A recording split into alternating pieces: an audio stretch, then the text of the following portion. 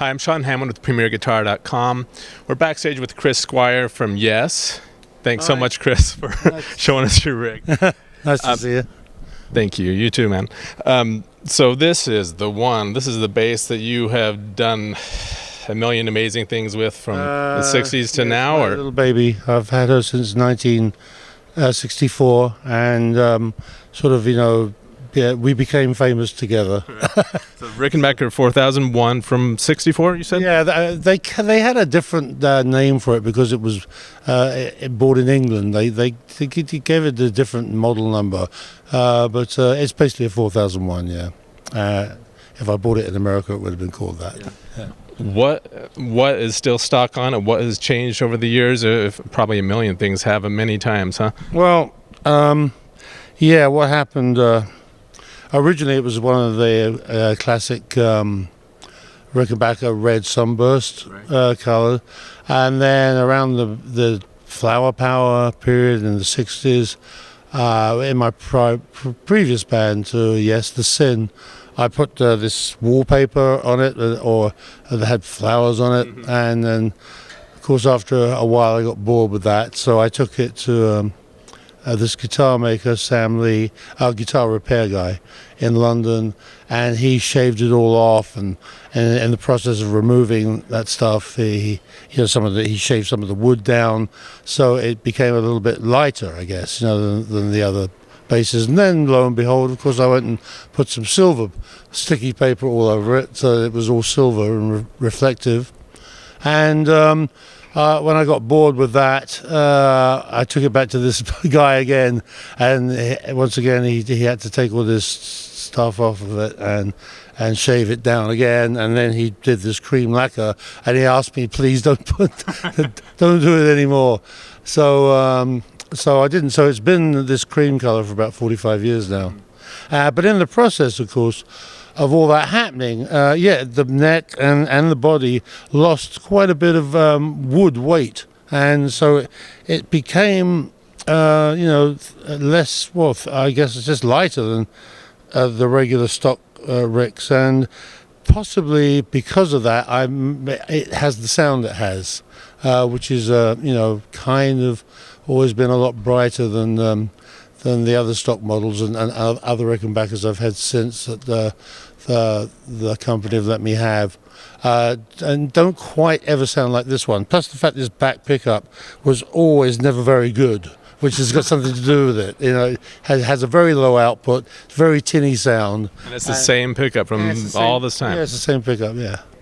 So it's got its own characteristics, but as I said, I grew up with this bass, and we made a lot of hits together. That's for sure. Now, way back in the 60s, did you play flat wounds on it ever, or have you always used round wounds? No, I always started off with round wounds. I was even using round wounds on basses I had prior to this, which was basses. I think I just had an Italian Futurama bass guitar, which cost about $30 or something before this. But no, I got into the round wound strings mainly because of John Entwistle, I guess. With the Who, he pioneered them, and I liked the sound, and so I went with them.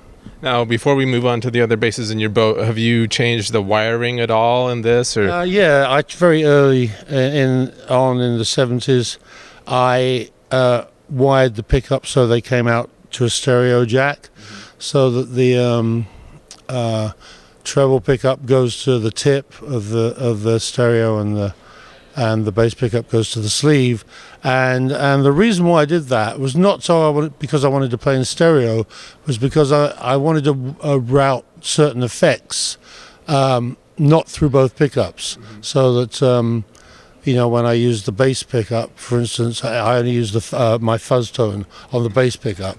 It wouldn't sound good with the treble pickup, so with the course also of evolving, my sort of switching system, which is now I'm on about the 7th upgrade here, different from the very first one I had. But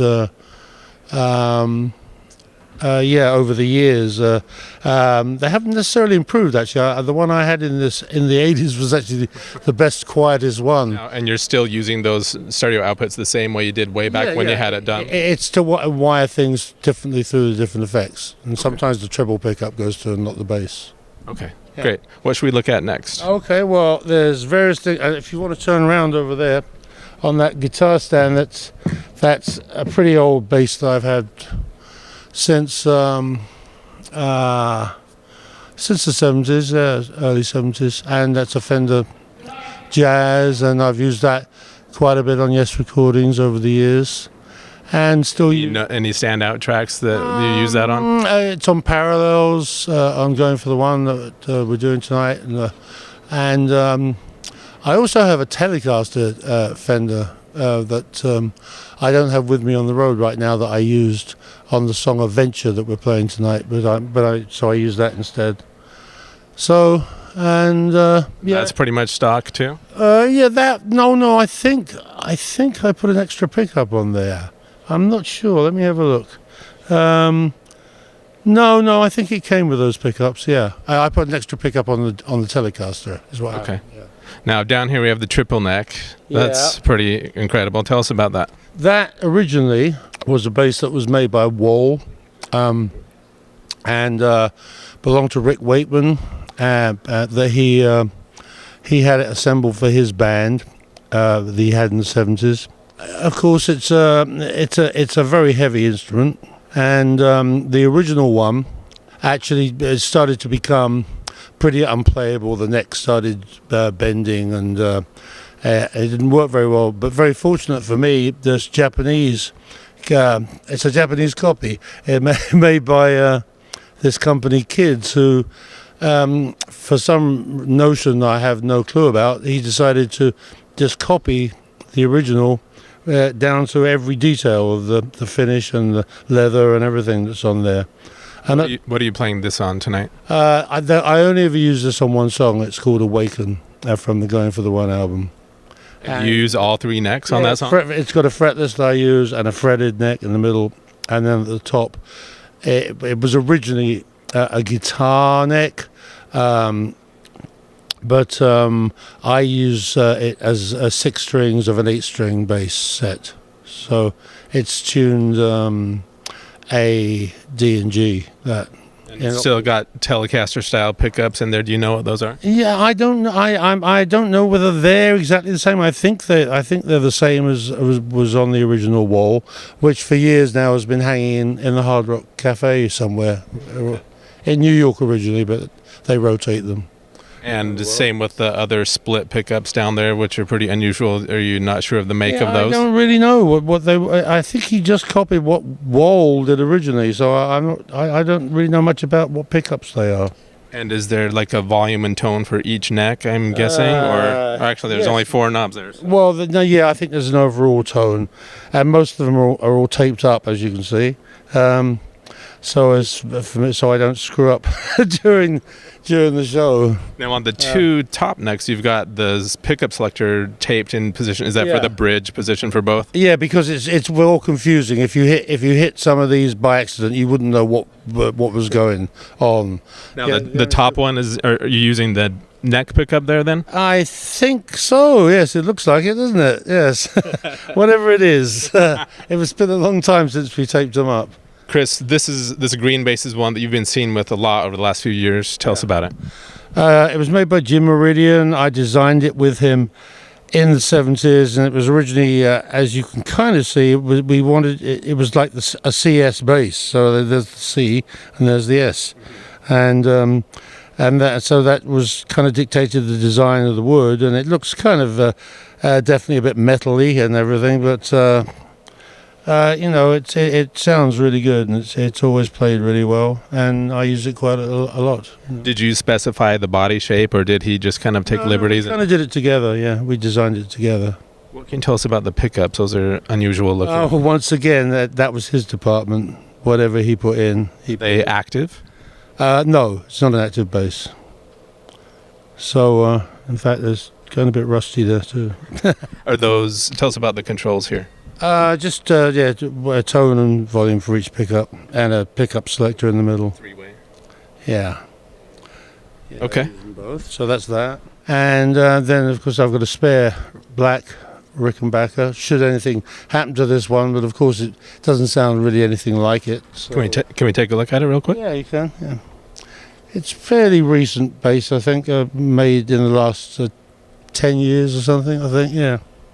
And of course it's got my custom fish out of water design on it, and my face on the back from the fish out of water album cover. Now, you didn't ask John Hall and the guys at Rickenbacker to shave down the body to make it more like your main... When they came to make the Chris Squire signature model, they did come to my house and weigh my Rickenbacker and took pickup readings and stuff. But I think it was all a bit arbitrary, really, because when they made them, it didn't sound anything like mine. So, but they have my name on them anyway. There's this 8-string Ranny, which was made by a guy in Chicago, and he also made me a 12-string guitar. And then I think he disappeared from the scene. But this is a really good 8-string bass, and it's very in tune right up to the 24th fret, which is a miracle for an 8-string bass. The body looks a little bit alembic inspired. Yeah. Once again, it's a real heavy too, and that's an active bass. What are you playing that on again? Tonight I'm playing it on Going for the One, which calls for an 8-string. Originally it was a Rickenbacker 8-string that I played on the recording. And last but not least is my custom-made Tobias bass. Because when everyone was getting 5-string basses, and I got a few, and I had a Tobias 5-string originally, and I said to Mike one day, instead of having this 5-string bass, can I just get a 4-string and just have it longer so it goes lower? Uh-huh. And he said, yeah, I can make you that. So basically, yeah, this is tune B, E, A, D, and although for this track I'm using it on tonight, Turn of the Century, the low string is a C, so C, E, A, D at the moment. And that's, it's a really good quality guitar and has a great sound. All right, so now we're going to switch to talking to Richard, who is Chris's tech. Chris had to take off to get ready for the show tonight. Richard, what can you tell us about these Marshall heads we're looking at? They're just very old. He's had it since about 1965, and I had a guy work on it who works on Clapton's amps, and it was the oldest one he'd ever seen. We're talking about the top one, right? The lower one. Oh, the bottom one. The top one is a spare amp that we've never used. Fortunately, the main amp, works all the time. So what year are you thinking that the bottom one is? 65. You got some colorful knobs on there. Did you steal those out of a studio from a mixing board? That's been there ever since I've worked for Chris. Okay, so was that pretty much his main sound? It was modded because back in the 70s when I first started with him, it used to feed a power amp that fed two 6x12 speakers as well. It ran a Marshall head, a 4x12 head, and then it fed into a power amp that fed two 6x12s. Do you remember the make of the 612 cab? They were custom built by Clare Brothers. Oh. For the round stage that they used for Tomato. They laid flat on the ground, and each speaker was at a different angle. Wherever Chris was on the stage, they were pointing at him, or two were pointing at him. So is that pretty much the main part of his sound, the Marshalls still? Yes. Well, and then he has the Ampeg down there, so he's got the two 8x10s. And the so you've got SVT2 Pros in the rack down here. Now, does he run them at the same time and mix the signal? Yeah. How much? What would you say the ratio was, Ampeg to Marshall? Or does it vary by tune? Yes, it does. It varies by bass, actually. The levels of them, they're kind of equal level, but each one, they have to change each time he changes the basses. So I'm guessing he uses the Ampegs for more of the clean, brawny sound and the Marshalls for a little more grit, or is it the other way around? Or I think you're probably right. I mean, that's something we've never really ever talked about it. He just... So does he just set them himself? And No. I control all this, but I don't know quite when we started with the Ampeg stuff. Probably in the early 80s. Well, because those speakers were custom built, they didn't really work when they stood up like that, because there were speakers pointing every which way. So yeah, we got involved with Ampeg, and it's been there ever since. So that's my controller for his. It's a kind of the same match as his pedal board out the front there, which is custom built. Okay.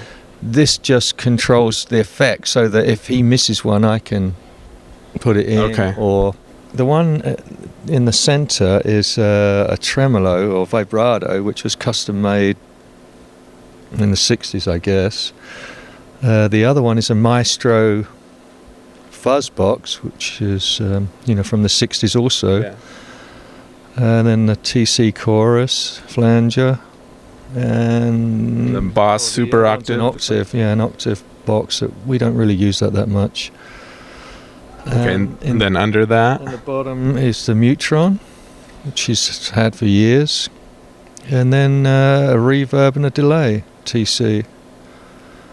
That gradually over the years we've upgraded to those two, which he likes. SWR bass pedal, and that runs through an Energy 2x15 cabinet, and the ESI 2000 is the samples of the original bass pedals, which were from a Moog Taurus and some weird something from Italy called a Deutron. It was an Italian little, almost like a toy, I think.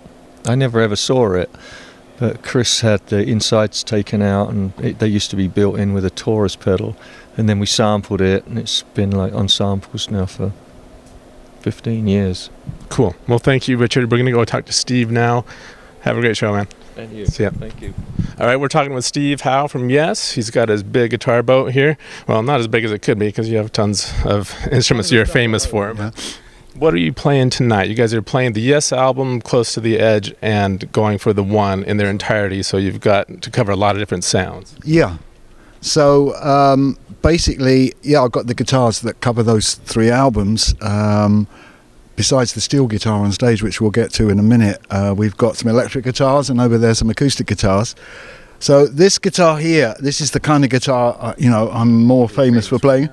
This is a 175. This is a 1964 175. It's, if you like, it's my genuine number two. In other words, the number one that I've had since 1964 has to now only work in Europe, because I don't fly with it. I don't ship it. But this we ship around. It's a lovely guitar. It's hardly played, and I'm now playing it at the maximum. And it's an original 175-64. So I have a spare one of those because that's an intrinsic guitar. So this model is a Gibson Steve Howe model 175. This one's the only one I know of. Well, this is the only one I've customized to 3 pickups. So it emulates the ES5 Switchmaster guitar. So when you're in 2 positions and then you pull the tone control, this one, then you get the 3rd pickup. So anytime you leave that up, wherever you are, you'll get that one plus the other combinations. Are there specific songs that you've used that pickup for? This is really my standby. So I play all the 175 songs on this 175. This one's here in case string breaks, tuning goes horrible, or any other complications come up with the guitar. So now what happened was, when I recorded the Yes album, it featured the 175, and that was the primal guitar that as I say, my first one of those. But then when we got to Fragile, I was using the ES Switchmaster, which is the guitar, as I said, this one can simulate if we play any of those songs. But when we came to Close to the Edge, then I'd adopted this guitar. This is a 345 stereo, and this is basically the one I was received from Gibson in 1970 for a string ad, and then I found I just loved playing it. And when we did Edge, this is the guitar I played throughout the album. So it's standard in a sense, but this tailpiece is actually from a Birdland, and Gibson registered it ES345 for me. Machine heads are generally changed. Same pickups though. But everything's the same technically, yeah. So I use mainly position 2 on the stereo choices. Now this thing here is to convert stereo to mono properly, because I used to use it in two Fender Twins, but now I'm since 2006. We'll talk about it in a minute with line 6. I use 1 amp. I have 2 of them, of course, but one's a spare. So now moving along, the other album that we play is Going for the One, and on that it opens with me playing the Fender Steel, which we'll have a look at in a minute. The next song I play on this Les Paul. Well, I play on a Martin to start with, which we'll come to. This guitar's a original 56 Black Beauty, which is of course a marvellous guitar, and full of character and warmth. And I play this in the electric sections of the song Turn of the Century. It's quite a lot of notes, and you need a guitar that you can sort of play comfortably.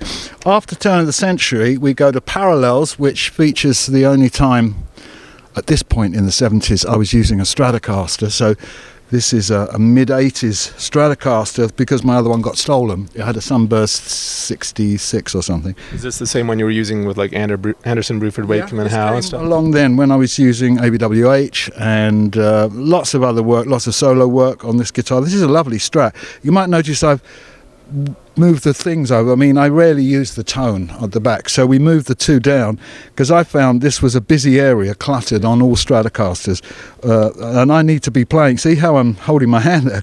With the volume there, it's useless, so I eventually took that off.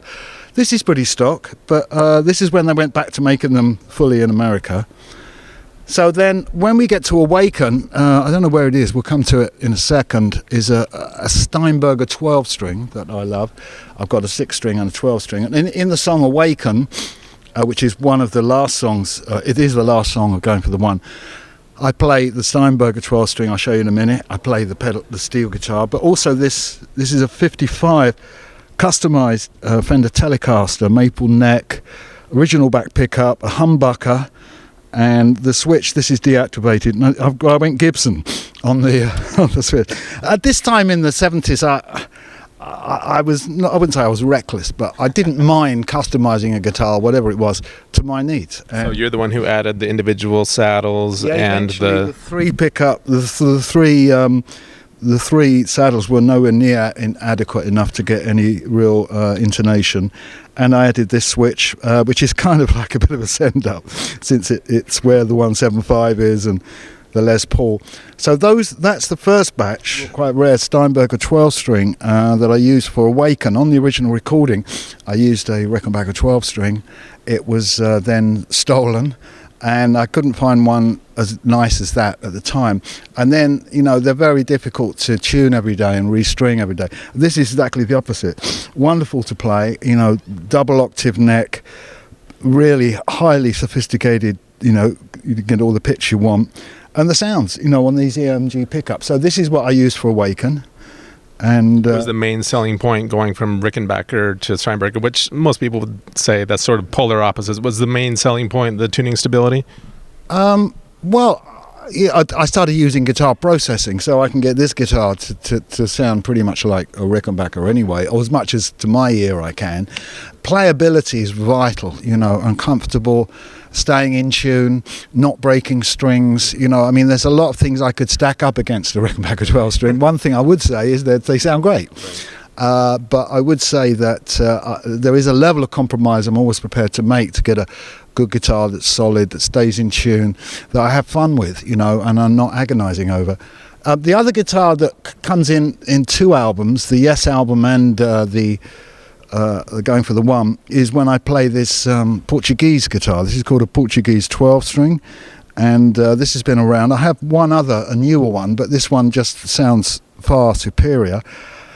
This guitar came from Spain. My sister thought it was a Spanish guitar. And then I had it around for years, and eventually it was on.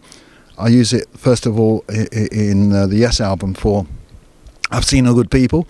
So, and then Wondrous Stories is once again. So I have to invent my own chord shapes on this guitar because it's tuned E, B, E, B, E, A flat. So work that one out.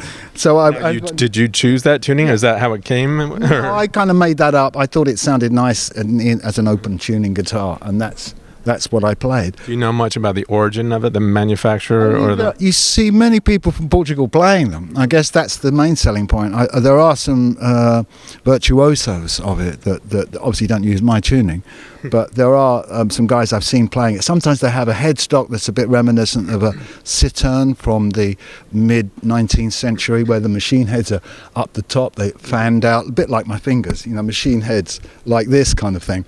But that one has a guitar, conventional guitar thing. Also, yes, 9 voices. Other songs have been played on that guitar. It's got a very distinctive sound. Now, this is where I play my... That's your signature model? This is the Martin MC38 Steve Howe. You can see my signature there. And basically, Martin and I have had a great relationship. I've played their guitar since 1968. And I'm very much homegrown on a Martin. So this is the second signature model. The original one was an 0018. This one is based on the MC28 that I played for many years. The Martin said, well, we should make you one, really nice one. So this is a beautiful guitar. I use it for clap, and also I use it for turn of the century. So that I like to use a real acoustic when I can, when it's containable. But if we were to go round a little bit and talk about 2 other instruments that I use, this is a pretty standard Variax 600 model. This is the kind of model I got first from them.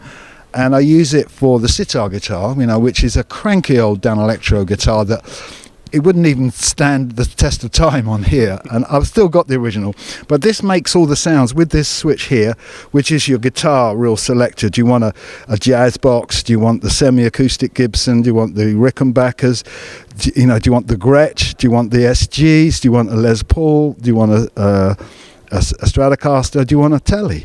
And then you assemble the guitars you're currently wanting on your custom switch, so that all 5, say, guitars are accessible. So I use this in songs like loads of songs, in You and I, goodness me, I can't remember.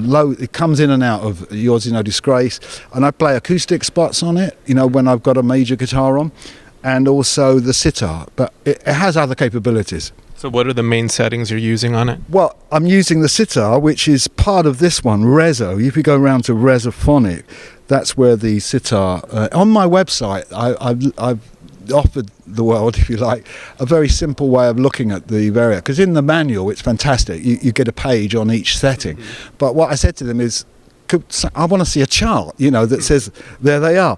And it's amazing how many guitars are contained within this through the digital modelling. And they go to a lot of trouble to get that right. So currently I've got 3 guitars. I've got a Guild 12-string here, and then I've got a Martin 018 here, and then there I've got the sitar guitar. So the show goes through and we jiggle in and out of those particular guitars. Now, while we walk over to the steel, I wanted to ask before we forget about your Martin signature model, are you using a mic on stage to get that? Because I didn't see an onboard system. Fishman. We're using Fishman setup. So we've got some of the latest Fishman gear. Another one I have has a different kind of era as Fishman, but we keep up to date with what they recommend, and I do endorse Fishman, and we've got a box over there you can take a shot. One of the Aura systems or something. That's right. So fundamentally, I use that really as a go-between. I don't use it for the modelling that's in there. Given more time and a different situation, I might do that, but at the moment, I like to just hear the guitar I'm actually playing.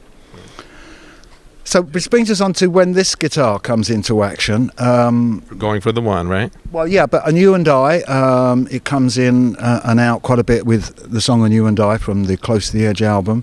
And then, as you said, going for the one, it's the only guitar I play. And at the moment, how I've got it set up is I've got my usual E tuning, which is like an E chord. But the bottom string is the same as the 4th string.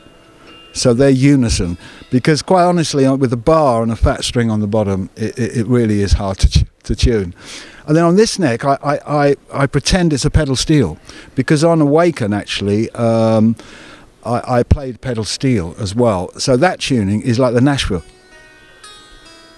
So it's the first 6 strings of a Nashville E9 pedal steel. No pedals, I can't do that here. I did used to play pedal steel on stage when we did To Be Over from Relaya, and also Awaken in the early days. I had a separate Showbud pedal steel, like set there, static, with its own pedal board. But you know, some lengths you go to either drive you crazy, or you suddenly think, no, I've got to simplify this. You know, it's one steel, one acoustic, you know, keep it kind of simple.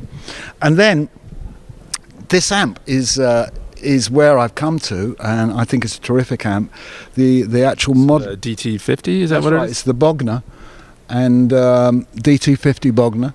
And I'm very, very impressed. I mean, if you put a good guitar in here, it winds up very loud if you want to play loud, or it's a very rich sound if you want to play at the kind of levels that I do, which is somewhere between, you know, it's a medium sort of level. I mean, I've never been a 100-watt ear blaster guy, you know. You want to get the tubes working a little bit. I like to hear things working up a bit, and that's what's nice about this. So basically this is just delivering us a kind of the flat sound we want, because all the work is really going on in the HD 500. So I don't have any other boxes, you know, I don't carry anything else. This is where I make my sound for electric guitars. The box at the end just cuts between the guitar I'm playing and the steel. So that's like A, B. A is a guitar, B is the steel. So that is part of my moving in and out of sounds. And what I do is I sit down and I put on a record like Yours Is No Disgrace, and it goes dun dun dun dun. So I sit down with the guitar I'm going to play with a guy called Steve Burnett in the UK, and he basically jumps on board and we start talking how to get this sound. How much reverb's on that? How bright is it? I mean, how much compression have you got on this guitar? Then it goes to the next sound. So once again, how much delay are you hearing? What kind of texture? What pickup are you going to use? So we basically talk through endless amounts. Now, when you're talking, are you saying, okay, I remember in the studio I used this and this, so go to their approximation of that, or are you just kind of going by your ears? There's 2 ways we do it. Yeah, sometimes we may talk about the coming to that, or Steve may think that, in fact, you know, maybe that we have got a Vox on board there, or you might say to me, we're using Fenders, and we'll start with a Fender. So the modelling will go that way, and then we end up with 16, or at the moment, it's most probably about 10 different banks. If you go to the one it's on now, it says close to. That's because, you know, if I go there, it's close to 1. So this is close to the edge, obviously. And, you know, by going back and calling up the thing, we go to change, which is perpetual change. So, yeah, I keep the titles up there. My set list just has the numbers on it. So if it says perpetual change, we're playing it, it'll be number 4. Right. So I do those changes just because I do. You know, I mean, I like to know I'm there. But at the same time, some songs are quite complex. I go to a new song, and then I maybe have to select the steel if that's the first instrument I'm playing. I change guitars with Joe, you know, so there's a sort of procedure that goes on, and we've been doing this for years, so it's part of my story. Do you ever get the itch, like when you're coming up with the patches, to like, oh, I didn't really quite like how this sounded on the album, can you make it a little bit more like this, or maybe even more rebellious, like, you know what, I always wish I had a Marshall on that track? Right. Yeah, I'm not overly clinically, you know, I'm trying to be accurate. So in a way, the first call is get it like the record. But then if while doing that, you think that's like the record, but I'm going to be a bit worried on stage because it's not gutsy enough, then we'll push the drive, you know, or we'll look at the top end and think how to do it. So we mix those things. The first call is accuracy, similarity to the real sound. And then the second thing is, oh yeah, but we're on stage, we might need a bit more. And certainly one of the complex things is getting levels right. You know, you choose a rhythm sound, then you've got the lead sound. You want to be, because I basically have always used a volume pedal on electric guitar since day one. And since I was a kid, my foot was always on it, and I took that from steel players because I liked the way you could voice notes. So then the wah-wah came along, and the fuzz box came along, and obviously I had pedal boards as big as box down here, you know. But then, you know, 2006, I put all that behind me and started using the Vata 2 Line 6 system, and then a little while back I upgraded to this. So I like the simplicity. There are compromises you have to make, but sometimes you make great sounds. You know, you sit there twiddling and you get on stage and suddenly, you know, somebody says, oh, what's that sound you're using here? And I go, oh, listen, it's this one. And I go, wow, it's really like the record. So it's partly to get the accuracy, and partly because it's fun anyway. And the convenience. And I'm also curious, did Line 6 approach you? Did a friend turn you on to the possibilities, or you just kept up with technology and said, hey, that might work for me? Or? Well, I walked into a store in a place called Barnstable in the West Country of England, and it's called Soundpad. And they said, oh, hi, Steve, how you doing? I said, yeah. I said, have you seen the Variax? And I went, huh. And they said, well, go and play it, and they gave it to me. And I was like, oh dear, this was made for me. It's got all these guitars inside it. So, then I got in touch with them myself and said, hey guys, I ought to be playing one of these. What do you think? So they said, oh, we'd love to have you on board. Here's one. And then they sent me another model, or the acoustic model came out, and they sent me that. So they started really looking after me. And then I said, look, the programming idea is great. I'm fed up with all these boxes and cables and problems that you have when you're connecting, 10 different bits of gear. The nice thing about this guitar goes in it and it comes out the speaker. So all the complexity is all digital, and it's all, if you're a puritanical person and you want a Fender Bassman and you want all that stuff, that's great. I'm there too with that in the studio. I will do that. And I made whole albums using their system too. So I'm a real in-between guy. I've got my purist side. I like a full-body guitar with a real sound, and sometimes it's just like with my trio, I just use one sound, the front pickup straight in an amp. But other times, I like to be able to jiggle. And when we're doing Fly From Here, the sound selection on that album's quite wide. So Bumpy Ride has got quite a few weird sounds on it, and they're on there, Yeah. But right now, I've kind of cleared the deck, and what's on here is what I need. Just a couple other questions. I know you got to get a go. Have you tried the new Line 6 James Tyler Variaxes? Oh, no. I have that at home, and I see that as more of a performance guitar than these ones, because I've been throwing these on stands and jumping in and out of playing them more than sort of dedicated. There's two guitars that they do that I will definitely be using, and the JT59 is fantastic. It's really a nice combination of all the things that are good about guitars and good about Variaxes. And the other thing they did for me, bless them, is they made me a custom guitar, which many people have not seen. It's on, I think, Omega. You can see it vaguely on Omega by Asia, the CD. And basically it's a bit of a take on my stereo guitar. It's a brown double cutaway 335 style Variax, the only one in the world. So I'm very pleased to have a guitar. Now that really is my performance guitar. So gradually or eventually, unless my puritanical side holds, I could be playing a Variax all night, and that's it. Variax, this, I want my telly, I want my 175, I want me 335. So in fact, it's staring me in the face, blindingly obviously, that in the end, a Variax may be all I need for live. But I still have, real guitars. Still have these attachments to these old friends. That's right. Now, with the DT50, are you using it in Class AB power tube mode? It's on how we've set it in at my house. I don't even look at it. As far as I'm concerned, once I've settled on liking a sound, it's kind of just catalogued, and it's the sound. Okay. Now, we had some readers on Facebook who asked us to ask you about your string gauges, and I guess that on your B string, use the same gauge as the high E or something like that? The only guitar I use it on, considering it is my main guitar, you can understand people are quite intrigued. On the 175 models, I only use 212s, a 16, so it's 212, 16, and then now we use 26, 40, 50. So it's a kind of quite heavy gauge. I've always been a heavy gauge player, and I like a 12 on top, because I need some resistance. I like the 12 as a second because, in fact, I get just the right amount of bend that I do need. I do bend. And likewise, the 16 on the third is actually quite bendy. So it's an odd mixture of kind of tight at the edges and softer in the middle, which allows me to do, if I'm bending strings, I virtually never bend the top string. So, but on a Strat or the stereo, you might find an 11. If I'm playing things that I need to bend the top string, then I'll move down to 11. 10 reluctantly, but 11 is another version. So, heavy strings generally. Okay. Thank you so much for taking the time to show us your rig. Have a great show. All right then. Cheers. I'm Sean Hammond with PremierGuitar.com. Thanks for watching.